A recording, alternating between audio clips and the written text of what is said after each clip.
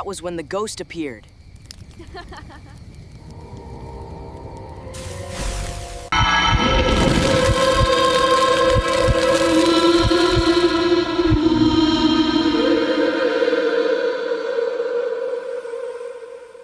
Welcome back, Midnight Society. The summer of slime is marching on. It's time to dim the lights, throw some dust into the fire, and head back to the woods for another Midnight Monday. Today we're opening the vault in Season 1, Episode 6 of Are You Afraid of the Dark? The Tale of the Super Specs. If you like your horror with a massive side of incompetence, you're in for a treat today. This episode introduces us to one of the most iconic, hilarious, and absolutely poser characters in Nickelodeon history. It also features a twist ending that is so dark and mean-spirited, I actually respect it. We're breaking down every detail, dropping some serious trivia, and roasting the ultimate weasel of a magic shop owner. Peep this. Motherfucker. So veiny. The episode kicks off with the leader of the Midnight Society, Gary, taking the storyteller's chair. About your stories, Gary. I shouldn't be telling you this, but some of the guys have been saying that they haven't been too scary lately. Gary's wearing his signature round glasses, so naturally his story revolves around a cursed pair of spectacles. He introduces us to our two main characters, Weeds, a guy who's super into the occult and magic, and his incredibly skeptical friend, Mary Beth. Weeds drags Mary Beth into a local magic shop to look for some new gear, and this is where history is made. Sardo. We are introduced to the owner of the shop, the legend himself, the absolute weakest, most cowardly weasel to ever walk the earth, Sardo. It's Sardo. No mister, accent on the dough. Let's get it right, because he will correct you every single time. That's Sardo, no mister, accent on the dough. Sardo is a complete and total hack. He dresses like a cheap Vegas magician, sells total garbage, and tries to act like a baller mystic when in reality, he's just a fast-talking scam artist.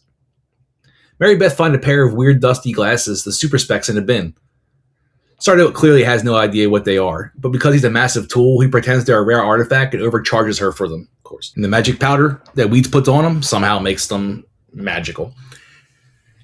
Mary Beth takes the specs home, puts them on, and immediately realizes she got way more than she paid for. Every time I put these stupid specs on, I see...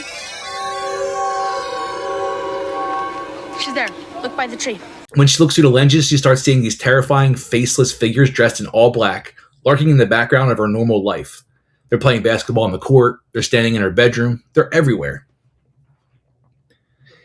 And right now, I have a 100% true fact for our hardcore horror fans out there. This entire premise of putting on a pair of sunglasses and suddenly seeing hidden, terrifying beings living secretly among us, massive, undeniable homage to John Carpenter's 1988 sci-fi horror masterpiece, They Live.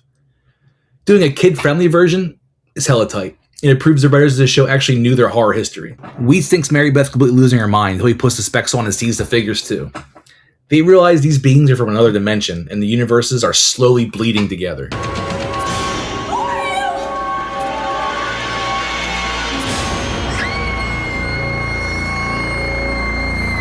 So what do you do when your universe is being invaded by interdimensional shadow monsters?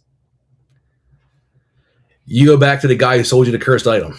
They run back to Sardo's magic mansion and demand his help. Sardo tries to act tough.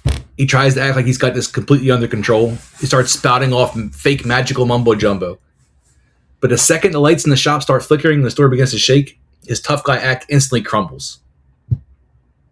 Sardo is absolutely terrified. He's sweating, panicking, and literally trying to bail on these two teenagers. But Mary Beth forces him to help. So he pulls out an ancient spell book that he probably bought at a yard sale, draws a protective circle of dust on the floor, and starts chanting. What's going on? I don't know. I've never done this before. I thought you were the expert.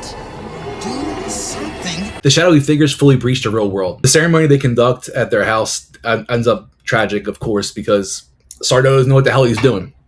Ends up bringing a big pair of eyes into our world who essentially tell us that we're the weaker universe and Sardo has failed us. So that universe is now going to take over our universe. The ends. They do think they won for a second, but then it's over. We lost. The shadow monsters completely switched places with the kids. The beings are now walking around in the real world disguised as Mary Beth and Weeds, while the actual kids are trapped in a dark, empty nether dimension for the rest of eternity. It's one of the darkest, most savage endings in the show's entire run. For the epic introduction of Sardo, They Live homage, and the ending lets the bad guys completely win, I'm giving Season 1, Episode 6 a near perfect 9 sourdough scams out of 10. If you enjoyed this video, make sure you hit the subscribe button, smash the like button, and let me know in the comments. If you bought a cursed item from Sourdough, would you go back for help? Or would you realize he's a total tool and call somebody else? Put out the fire, guys, because tomorrow we're leaving the woods and heading straight to Wellsville for another Tattoo Tuesday. I'll see you then.